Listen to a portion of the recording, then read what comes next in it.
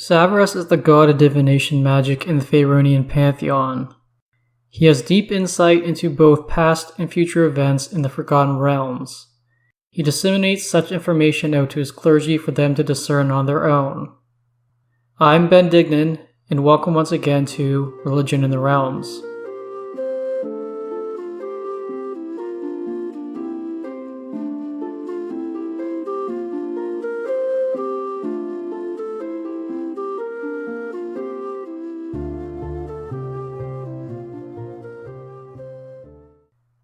Titles.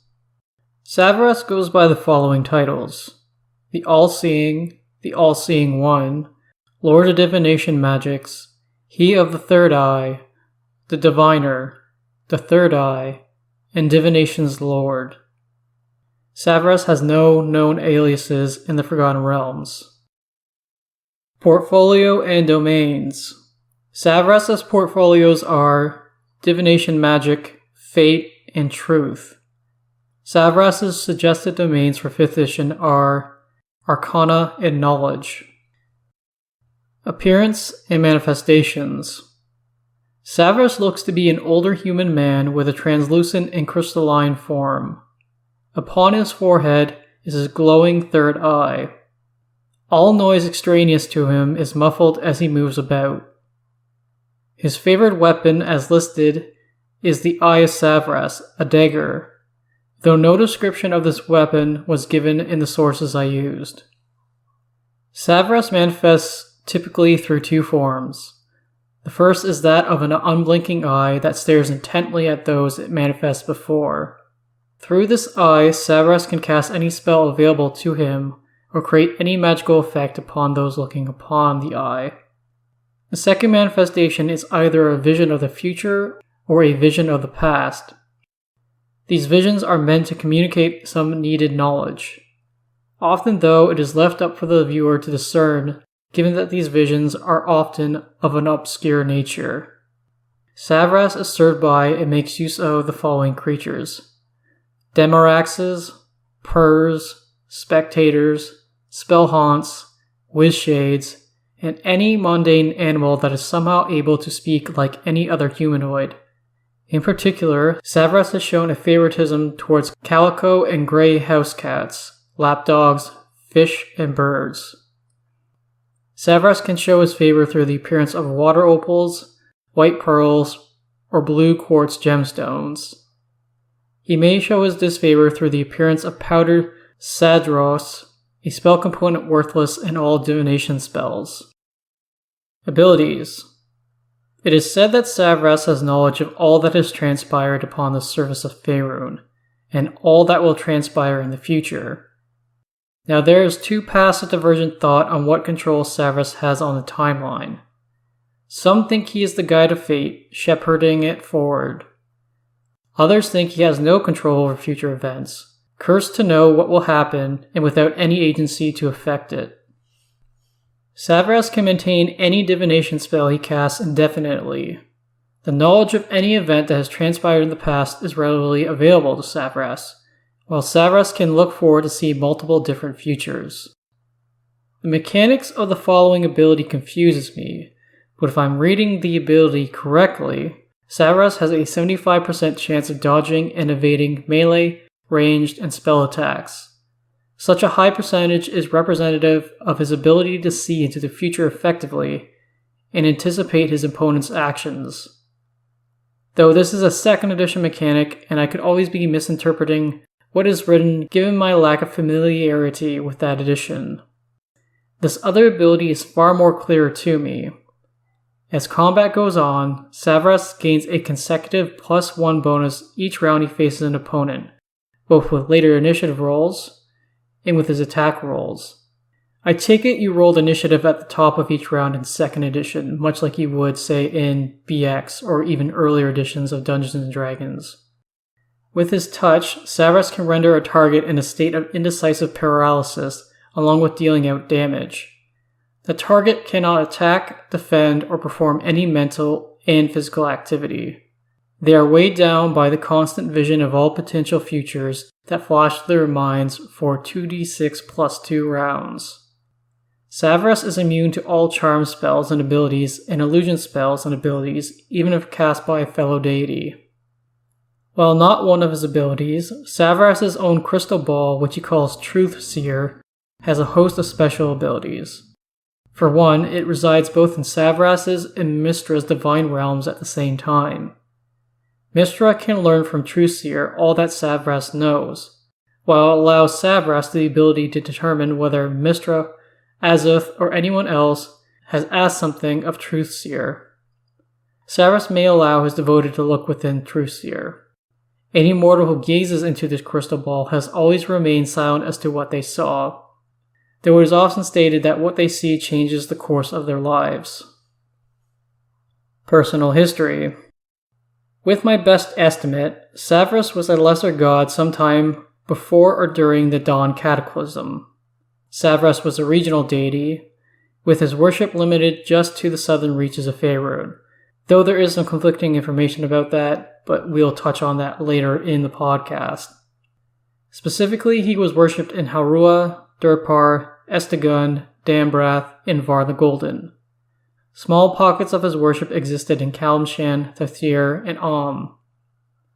During this time, Savras was considered to be a deity of wizards, not just diviners and divination. That is one of the primary reasons why he came into conflict with Azuth later on. Savras is thought to have been a Faerûnian wizard before attaining the status of a deity. After the first Mystra's emergence following the fall of Netheril, Savras would engage in a wizard battle with Azuth. Both fought for the portfolio of wizards in Mystra's favor, though it has long been rumored that they fought for her heart as well. Azuth had no deific standing at this point, but he was still a strong archmage with superb proficiency in arcane magic. The battle between Savras and Azuth would carry on for a good number of years, with neither one coming close to victory. Savras had an advantage at first due to his keen mind and preparation. However, Azuth would work his way back to taking the advantage for himself. Their battle would end climatically as they split a mountain and ended up creating a deep lake. The middle Mushkar region in the border kingdoms is still riddled with wild magic areas long thought to be tied to this battle. Azuth would imprison Savras in a scepter of Azuth's creation. This artifact would go on to be called the Scepter of Savras.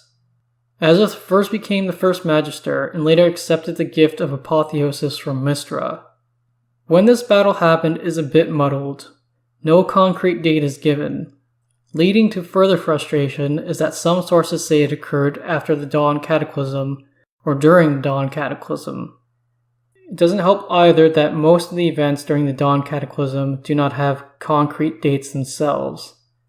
Rather, the Dawn Cataclysm is said to have happened sometime between the fall of Netheril in negative 339 Dale Reckoning and 760 Dale Reckoning. Some scholars have long thought that Savras may have allowed Azuth to win their battle. Savras saw something long off in the future, and by allowing Azuth to win, Savras may be able to capture a great victory for himself further down the line. When Savras himself has been questioned about this prospect, he has never provided an answer. Followers of Azuth think this is an absurd position to take, but we'll talk more about their perspective in the Azuth episode, which follows this episode. Whatever the case, Savras would fall from his status as a lesser power to that of a demi-power as he became unable to fulfill his responsibilities as a deity, imprisoned as he was. His number of worshippers began to decrease as a result. Savras' last reported follower before his release was Londo the Seer, who we will discuss later.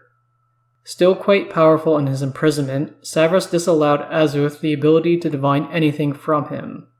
Savras was then later able to teleport the scepter he was imprisoned in down to the surface of Faerûn after Azuth's ascension to godhood. The scepter of Savras would find its way into the hands of one of the seven sisters, Silune Silverhand. Silune would wield the scepter to achieve her own goals and ignore Savras' desire to be let free as he communicated with her. Silune would eventually turn over the scepter to Azuth after unearthing some secret about the deities of Faerûn that she was better off not knowing. What she found out wasn't stated in any of the books I looked through, but I would be really interested to know what she found out personally. Azuth began to feel conflicted with the scepter now back in his possession. Eventually, after the time of troubles, he listened to Savras and freed the god of divination from his long imprisonment. Though under the condition that Savras swear an oath of fealty to serve Azuth. Since his release, Savras holds a cautious alliance with his former enemy and rival Azuth. Jumping forward to 1385 Dale Reckoning, Cyric, aided by Shar, made his way into Mystra's divine realm of Dwemerheart. There, Cyric murdered Mystra, causing a cataclysm both throughout the Outer Planes and throughout Faerûn. In the wave of this destruction that kicked off the spell plague, Savras was destroyed. Savras did return following the Second Sundering, though whether his return was heralded or some important event transpired, I don't know. It isn't mentioned in the Sword Coast Adventurer's Guide. Perhaps such details are covered in the novels that are set in this era of the Forgotten Realms, but the novels are always a major blind spot for me. Personality. As a brief aside, I'd just like to talk about deific ranks in 5th edition. It was brought to my attention that I had blindly been assuming that the divine rank of demi-power in the 5th edition divine hierarchy is the same as demi-power in 3rd edition and older editions' hierarchies. A demi-power is a subtype of a quasi-power in 5th edition. In particular, they are those divine beings born out of a relationship between a mortal and a deity. It is now more accurate to say a demi-power from 2nd edition and 3rd edition, like Savras, is in fact a lesser deity in the 5th edition hierarchy. For example, the 5th edition Dungeon Master's Guide specifically calls out Larue to be a lesser power. We know Larue to be a demi-power in 2nd edition and 3rd edition. Frankly, I don't like how it seems there was a combination of intermediate, lesser, and demi-powers into one divine rank for 5th edition. Maybe I just like more delineation. All that to say, Savras would be considered a lesser god in 5th edition. Savras is a lawful neutral god. He is deeply introspective, thoughtful, and honest to a fault. The words Savras has for others are lacking in any emotion and often are not received well. Savras always provides multiple perspectives to complex issues, and his unbiased perspective does rub people the wrong way. He rarely has ever lost his composure, but his wrath is said to be something to behold should it manifest. Savras' emotionless disposition is thought to be a front to conceal Savras' true caring nature for the fate of Faerûn, though with the realization that he cannot do anything to affect that fate. Personal realms. In the Great Wheel cosmological model used for 1st edition, 2nd edition, and is the assumed model for 5th edition, Savras has and may presently reside on the split lawful neutral, lawful good plane of Arcadia and the Outer Planes. Specifically, his divine realm, known as the Eye, was and may be on the second layer of Arcadia, Buxenus. Arcadia is a plane of ordered and planned bliss.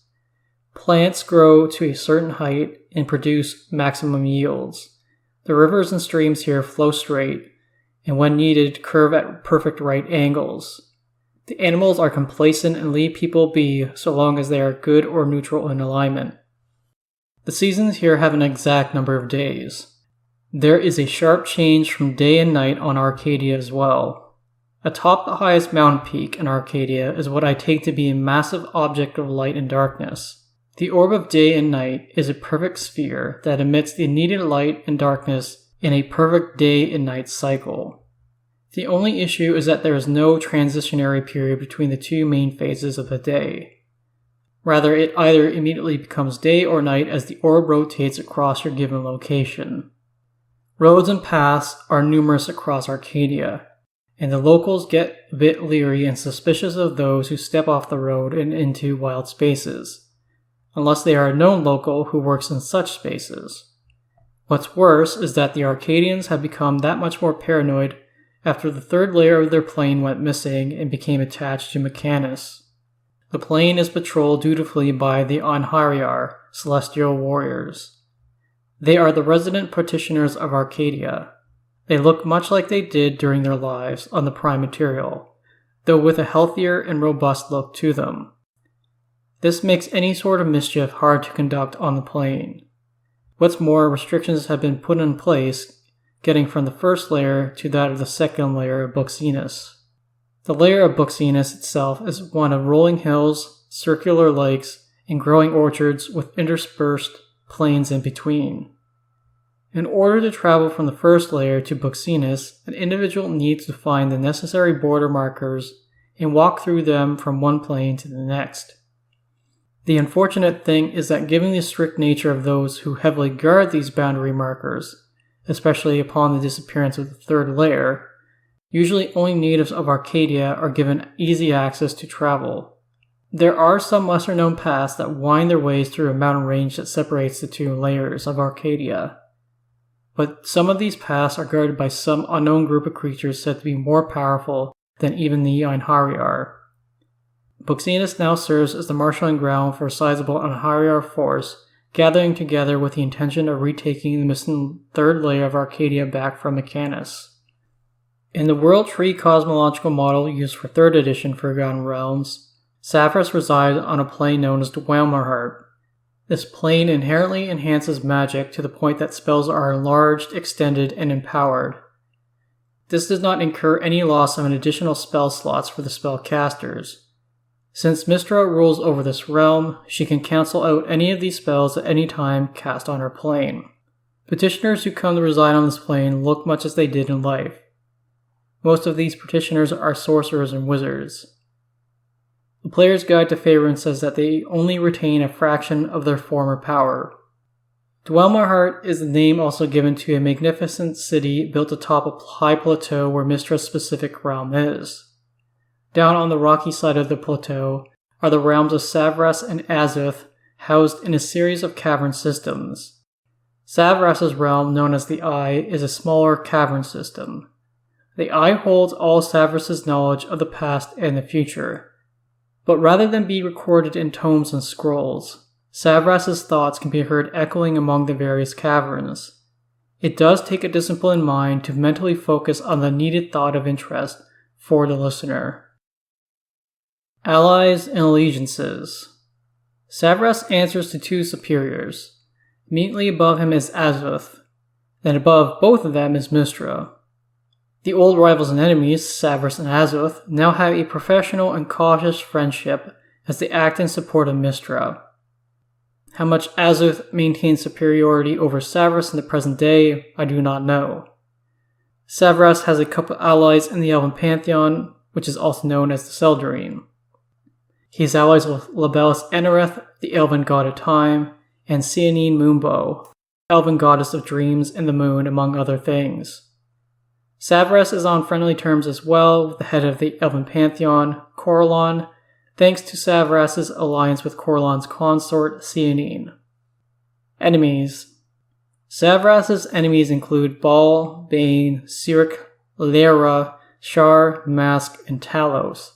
Given Savras' embodiment and insistence on the truth, it is no wonder he has enemies in Sirik, the Prince of Lies, Mask, the God of Thieves, and Lyra, the Goddess of Illusions. It may be that the other gods are enemies of Savras due to their conflict with Mystra, Savras' superior. Avatar and Deity stat blocks. The 2nd edition stat block for Savras' avatar can be found in Powers and Pantheons. Symbols. In the Faerûnian Pantheon, Savras' faith has one known holy symbol, a crystal ball with a variety of different eyes floating within it. Central Dogma. From Faiths and Pantheons, a 3rd edition supplement. Quote, "The blindness of mortals is the origin of all folly. Search for the truth in all things, great and small, and conceal nothing. Speak only the truth, for lies and misdirection, even for benign motives, are the root of all sorrow. Be not paralyzed by indecision, but take no action without analyzing the implications. Hasty actions and decisions are rarely more beneficial than well thought out strategies that are revised as necessary. Mortals who employ only their two common eyes are essentially blind. Savras provides the third blessed eye, allowing both foresight and hindsight, so that mortals can access the omniscience of the gods. It is not wrong to use the knowledge that Savras gives you to help yourself and your church, but caution should be employed in furthering the goals of others, as part of their agenda may be hidden. Seek for the hidden motive before you act, and damage not the whole of the realm in which you live out your mortal life. End quote. Presence of the Faith. Those who worship Savras tend to be diviners, judges, monks, truth seekers, and various spellcasters. Some of these people carry elaborate and decorated staffs in veneration of Savras. Such staffs are representative of Savras' time stuck in imprisonment. The holders of these staffs believe that Savras might find their staff a welcoming place to visit for a short time. His clerics are most often of a lawful good, lawful neutral, and lawful evil alignment. Arcane spellcasters who primarily follow Savras are wizards and bards, with few sorcerers given their limited access to divination spells. Alondo the Seer is Savras' most famous worshipper. Alondo came to the famed library of Candlekeep in the 1st century Dale Reckoning to study. During his time there, Alondo received numerous prophetic visions. Alondo's prophecies were recorded and are still honored by the Avowed, the monks who tend to the Great Library, though the Avowed are not devotees of Savras, but other deities. Throughout all hours of the day and night, the endless chant recites Alondo's prophecies as they travel the halls. While Alondo prophesied, his audible words were recorded by magical gemstones. These stones are known as the Echoes of Alondo. Each gemstone contains one of his prophecies recited in an ancient form of common. The echoes are stored in Candlekeep's basement floors. These prophecies can be easily misinterpreted, so they are rarely consulted. Only high-ranking Avowed seem capable of hearing the words contained in these stones. Several of the prophecies of Alondo have come to fruition. A common practice among young people is to say a small rhyme invoking Savras' name while gazing into a mirror. The hope is that they can divine the name of a future spouse from this practice. Savras and his faithful have long been known for a poor reputation. This stemmed from the need to state the truth even when unlooked for. What is more, Azu's faith did no favors by sullying the reputation of what was perceived to be a rival faith. Following Savras' release and emergence once more after the time of troubles, the current faith of Savras aimed to repair this perception, while the Azuthans have curtailed their complaints and ridicule. Savras' worship fell to almost complete nothingness in the Magiocracy of Halrua after his defeat to Azuth. Following his release, however, sects to the god of divination began cropping up. These groups of Savras' faithful, just as all of them are, do still fall under the supervision and rule of the Azuthan faith, however. Hierarchy and structure of the clergy. The faith of Savras is small though organized. The majority of Savras' clergy are known as divinators. Some divinators choose to be wandering prophets, some choose to live out in remote areas as oracles, while others take on a legal function. Those civil servants act as legal consultants, witnesses, magistrates, and judges. The ranks of Savras' faith in ascending order are as follows: truth seekers, who are the novices of the faith; truth speakers, the first rank of the full clergy; savants, scholars, sages, clairvoyants, soothsayers, prophesizers, prophets, and finally, oracles. Higher-ranking clergy adopt unique titles for themselves, a tradition carried on from the time of Savras' imprisonment. Responsibilities and duties of the faithful. Clerics may investigate events in the past through their own divinations and learn to deal with the consequences of potentially uncovering unwanted truths. Other clerics stress divining the future. Those in particular who look forward often gather for extended meetings with their fellows to prepare as best as possible for those events yet to come. It is encouraged by Savras directly to always analyze a given situation before his clergy act. They are also to be frank and bluntly honest with others. While the clergy and followers of Savras may provide divinations for others, they must attempt to discern what motives people have in wanting divinations done for them, then refusing if they disagree with the individual's true intentions. Divination magic is taught to be used in a restrictive fashion and not to be used far too frequently. From a more altruistic perspective, Savras' followers are told to warn others of possible destruction and disasters when they divine them. Orders and priestly bodies. The Sibylline Sisterhood are a group of itinerant female oracles who travel throughout Western Faerûn. They provide visions and fortune-telling to rich and poor alike. They aim to exact a fee for their services fair to that of a given person's wealth. Most things revealed can seem vague and obscure at the time, but usually with hindsight, it becomes clear just how prophetic these revelations were. Many of the Sisterhood practice lesser magics, but few are capable adventurers themselves.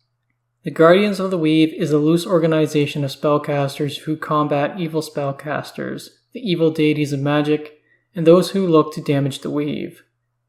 Specifically in the 3rd edition era of the Realms, they were at odds with Shar and her followers, as they fought incursions of the Shadow Weave throughout the continent.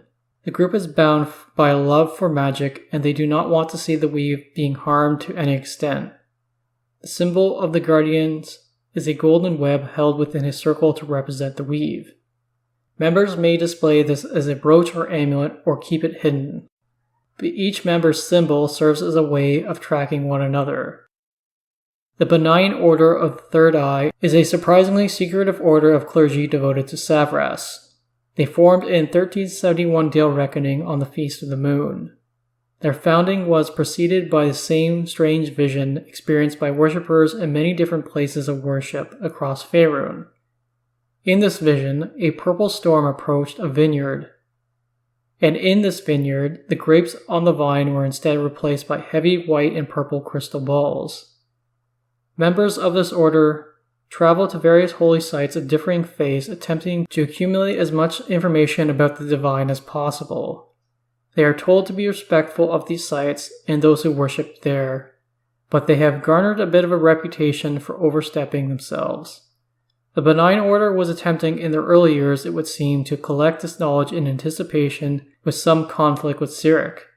Now with the spell plague in the past, I do have to wonder if this order still exists, but that's a decision you can make in your own world building.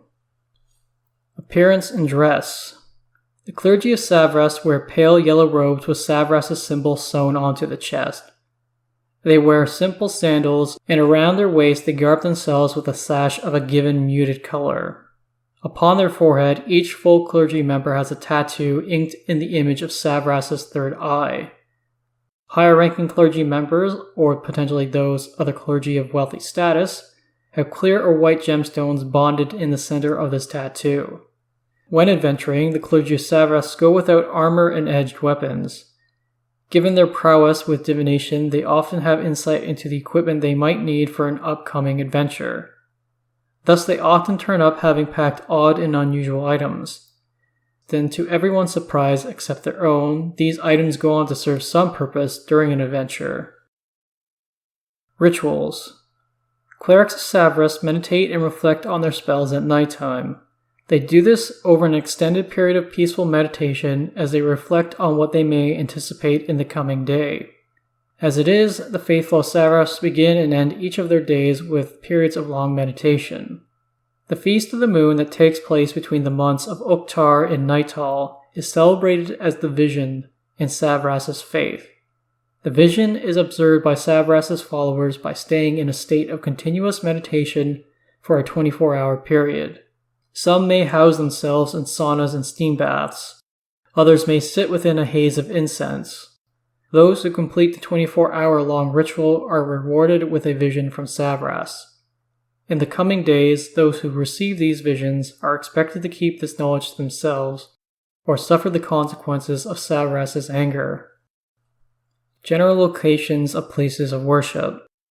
5th edition's Sword Coast Adventurer's Guide tells us that Savras has no known active temples across all of the continent. Even more to that point, the few shrines built in his name tend to be hidden somewhat in the libraries and scriptoria of the continent. But from sources from past editions, we do know the names and descriptions of some of these places that are either abandoned, in ruin, or being rebuilt or newly built.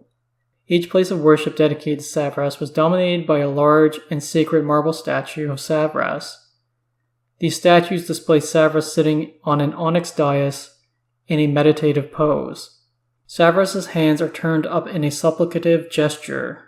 He looks forward with a seemingly blank stare, and in the center of his third eye upon his brow is a crystal or gemstone. These stones or crystals are said to be magic items, though no description or suggestion of these powers are noted. These statues were more often than not placed in large chambers with massive columns supporting the roof. Access to these chambers were allowed through windows and doors that would open and close, much like that of the iris of an eye. The walls of these holy places were carved and inscribed with depictions of the future and past that had been divined by the faithful over countless years. Typically, such depictions took the form of hieroglyphics. Specific locations of places of worship. A small shrine of Savras can be found within the library of Candlekeep. This is said to be the only active place of worship to Savras in the north of Faerûn. The shrine is known as the Hall of Pools and Mirrors and was, and maybe now is once again, maintained by a high-level Savras clergy member known by the title of the Sibylline Farsight. The walls and floors of the shrine are filled with all sorts of mundane and magical scrying devices. Such devices include mirrors, pools, telescopes, and crystal balls. In particular, there are reported to be 3 crystal balls that hold the essences of 3 past powerful diviners faithful to Savras. These sentient crystal balls are known as crystal liches, a strange and rare variation on lichdom. These immensely powerful crystal balls allow for scrying into any place on Faerûn and across the plains. Better yet, spells can be cast from these crystal liches at these places they scry upon. After his release from the scepter of Savras, a temple was rebuilt to become the center of Savras' worship in Tashluta. The House of the All-Seeing Orb was, and maybe still is, a large temple complex watched over by a powerful member of Savras' clergy known as the Farseer. Over 1,000 scholars were said to live here, working out of the College of Divination, the Celestial Observatory, and the Library of Ultimate Truth.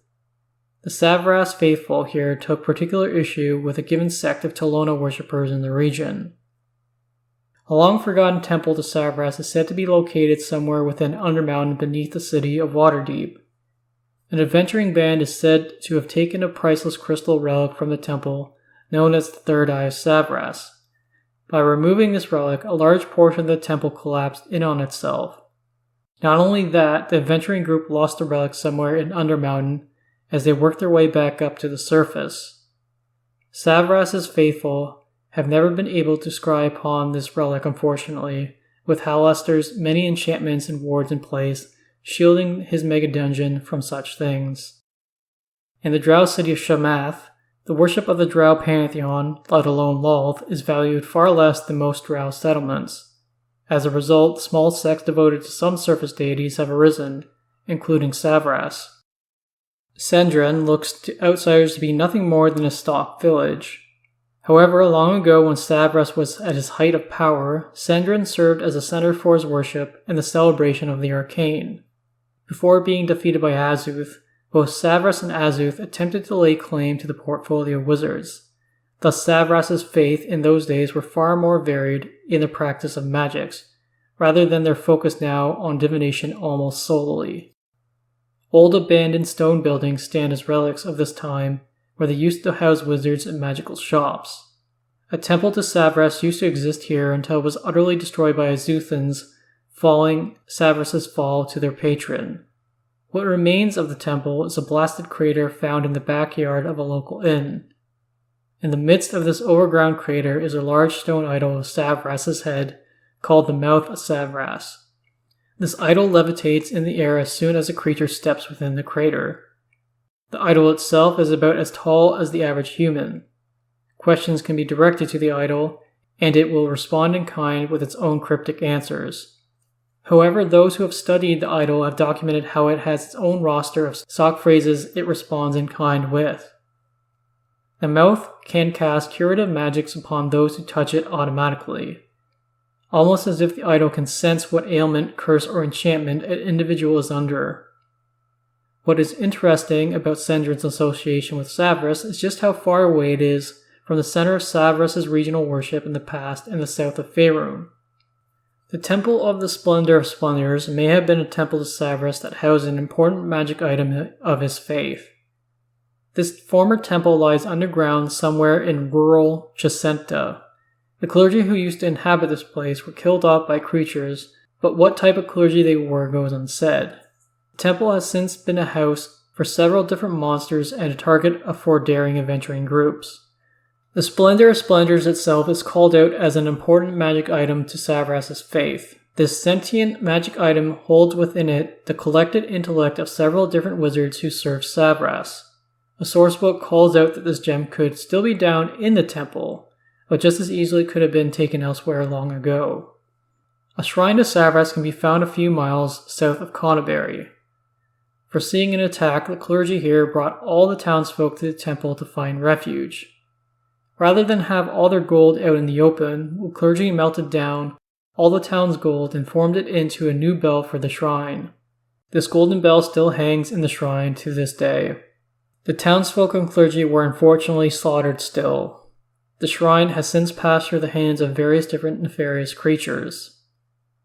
The Temple of Savras can be found in Port Nyan-Zaru out on Chult. This temple is one of the oldest and largest buildings in the city. The roof here is domed and shaped to look like an unblinking eye looking up at the sky. Before the spell plague, the clergy based out of this temple did much to keep the activities of the local Yuan-Ti in check. Presently, they mostly deal with more mundane tasks, but are still appreciated by the locals. Character options. For 2nd edition, a breakdown from the Savras-specific specialty priest, the Sibylite, can be found in Faiths and Pantheons.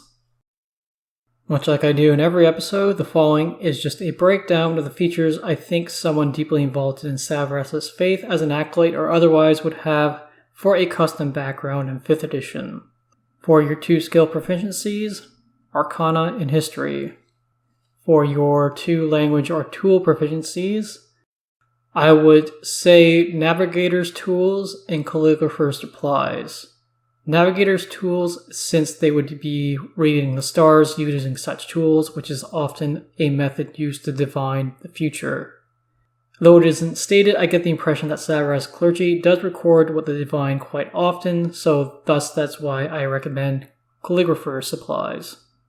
For the background's equipment, there's the Acolytes from the Player's Handbook, the Hermits and Sages from the Player's Handbook as well, though I would use some of that gold there to start off with the Holy Symbol.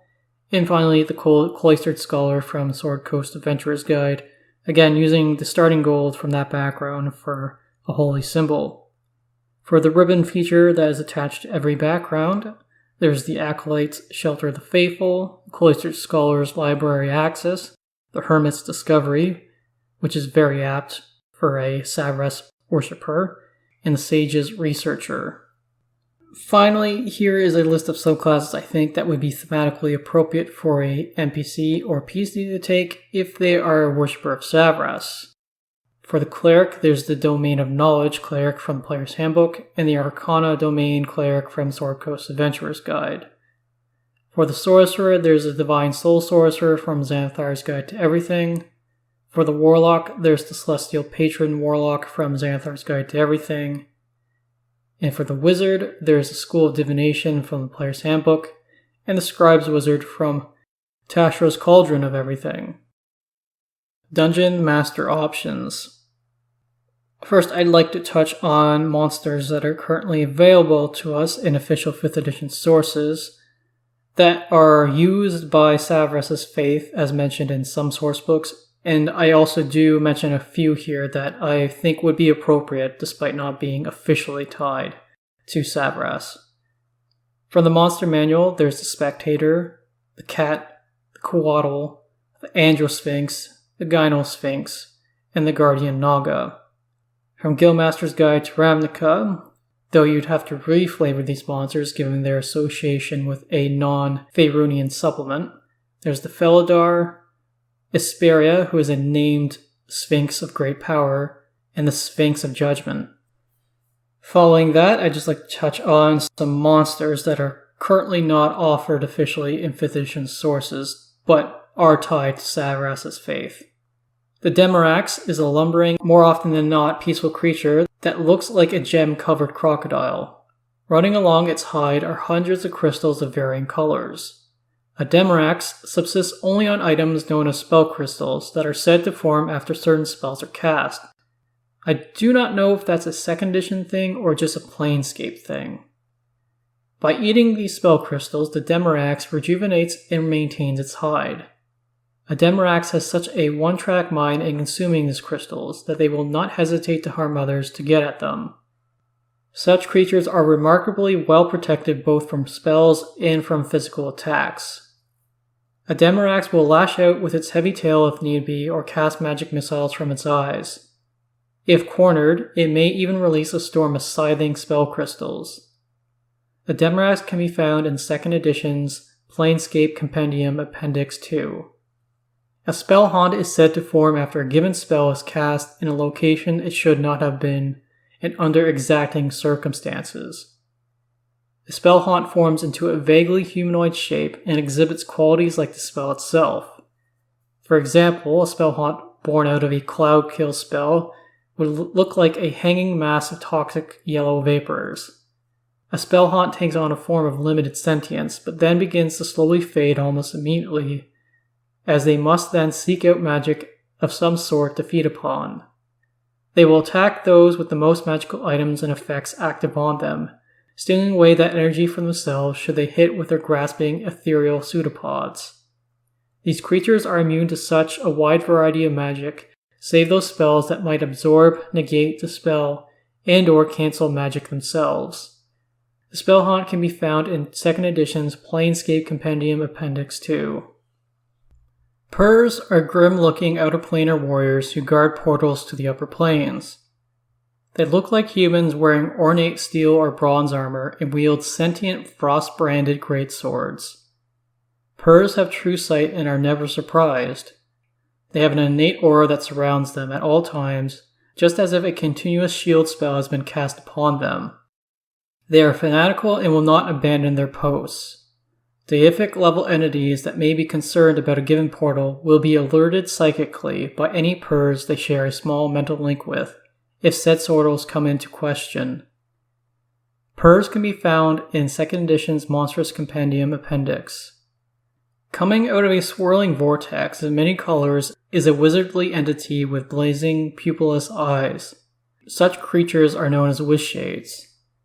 The wish shade and its vortex are formed out of the energy known as the phlogiston that exists past the crystal spheres the planets of the prime material are held in. Those of you who are familiar with Spelljammer likely know what I'm talking about. The wish shade is thus innately tied to the phlogiston and can travel there at any time. A wish shade may even allow people to pass through with them. A wish shade is a mercurial creature, sometimes aiding or sometimes harming those they come across. They have access to a random roster of spells that they use in combat.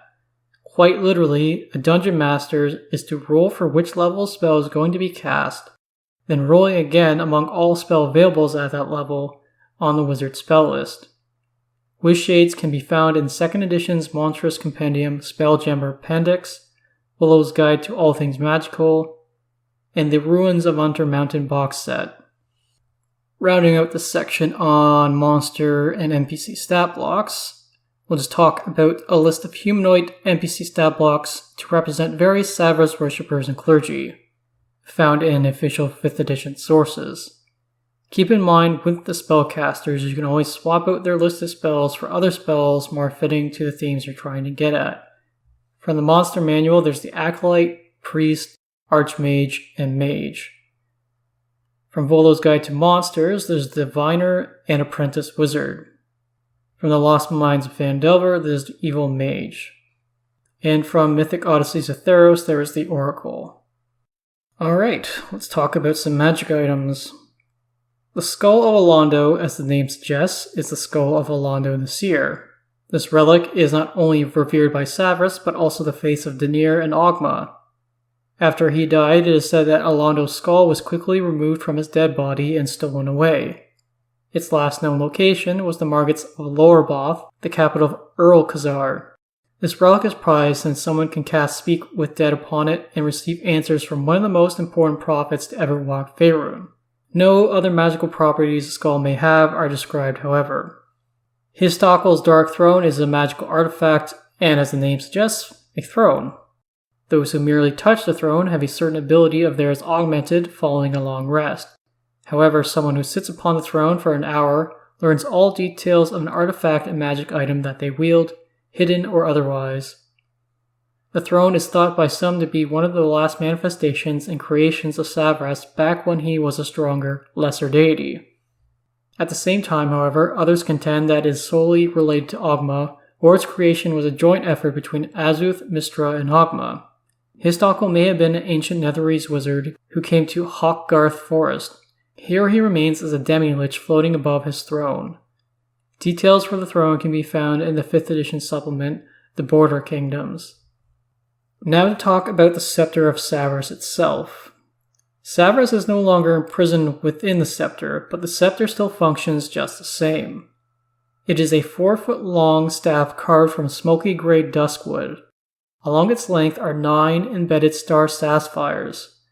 The bottom is capped with a 1-inch diamond engraved with Savras' symbol. The top is capped with a 3-inch diamond engraved with Azuth's symbol. After Azuth released Savras from the scepter vanished before the eyes of the gods. It is one of a few artifacts that the realm's deities are blind to and have to rely on traditional means to discern where such items may be found. Some rumors of the scepter have been heard since Savras' release, so it is very likely that it rests somewhere down in Faerûn. The following abilities are taken from 2nd edition sources, so keep that in mind when certain features and modifiers are stated. It functions as a +5 quarterstaff in battle. After a creature is struck by the scepter, the wielder may attempt to imprison a creature within the scepter. Should the hit creature fail a saving throw, they are imprisoned. On the off chance the wielder strikes the avatar of a given deity, and the avatar fails the saving throw, the entire essence of that deity in realm space gets drawn into the scepter and imprisoned as well. The wielder can release those imprisoned in the scepter by striking the base of the scepter on the ground, and then stating the creature or entity's complete and true name 3 times in succession. There is an inherent 1% chance per day that the scepter may teleport to a random place on Faerûn. Any non-divine being imprisoned is unable to communicate to the wielder of the scepter, though they are well aware of their imprisonment, but do not age. For every day that passes, the chances the imprisoned creature goes mad is increased by 3% cumulatively. The scepter has powers imbued upon it depending on which deity last was imprisoned within it. Currently, the last and only deity to be imprisoned within the scepter was Savras. Should another divine being be trapped inside, the imbued powers would slowly change to reflect that imprisoned being. These powers can be activated by speaking the divine being's name and stating which power is desired. Since Savras was the last one within the scepter, the following powers are intrinsic to it. Access to any spell from the Divination School of Magic, 9th level or lower. Access to any spell that obscures divination spells, such as misdirection. And the diamond on the top of the scepter functions as a crystal ball. A spellcaster who is 9th level or higher can peer into the diamond and scry upon any location on Faerûn, or any location tied to a realm-specific entity in the inner and outer planes, so long as it isn't warded against such things by a divine power. A creature's thoughts can also be read if they are centered in the viewpoint of the diamond as well. The scepter bears a curse if a deity is trapped within it.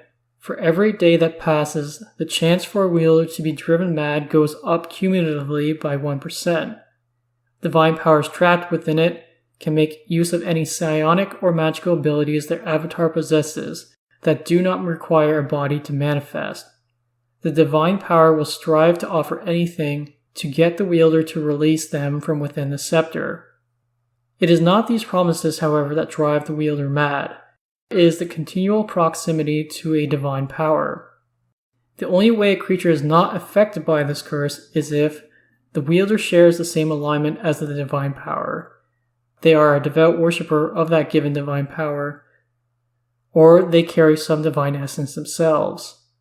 Since Siluni Silverhand, the former wielder of the scepter of Savras, is a chosen of Mistra, she was not subject to this curse. The details for the scepter can be found in 2nd edition's Volo's Guide to All Things Magical.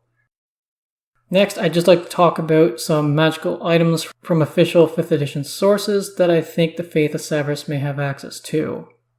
From the Dungeon Master's Guide, there's the +1 to +3 Wand of the War Mage, Amulet of Proof Against Detection and Location, the various Crystal Ball variants, the Gem of Seeing, Headband of Intellect, Helm of Telepathy, the Ioun Stones of Awareness, Insight, Intellect, and Mastery, Medallion of Thoughts, Potion of Clairvoyance, Potion of Comprehension, Potion of Mind Reading, Ring of Mind Shielding, Ring of Telekinesis, Rod of Alertness, Tome of Clear Thought, Tome of Understanding, Wand of Magic Detection, and the Weapons of Warning. From Explorer's Guide to Wildmount, there's the Goggles of Object Reading. From Tasha's Cauldron of Everything, there's the Astromancy Archive and the Crystal Chronicle. And finally, from Candlekeep Mysteries, there's the Staff of Fate. Alright, with that, thank you for listening to Religion in the Realms.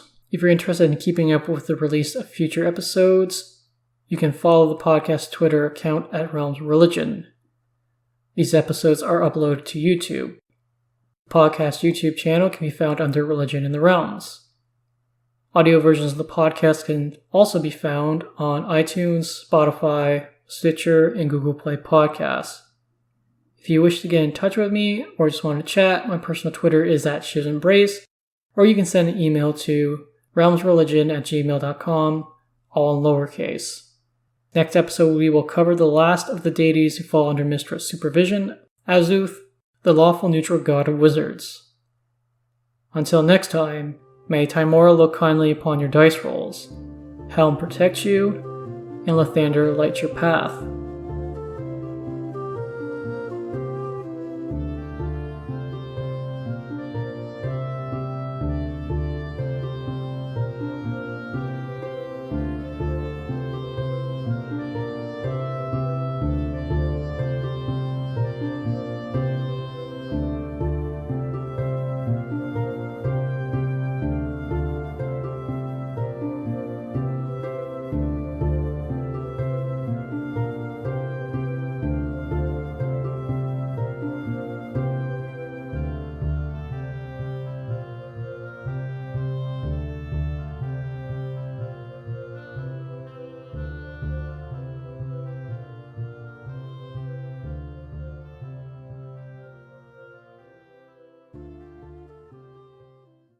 Music for this episode: The Watcher by Ian Grimm.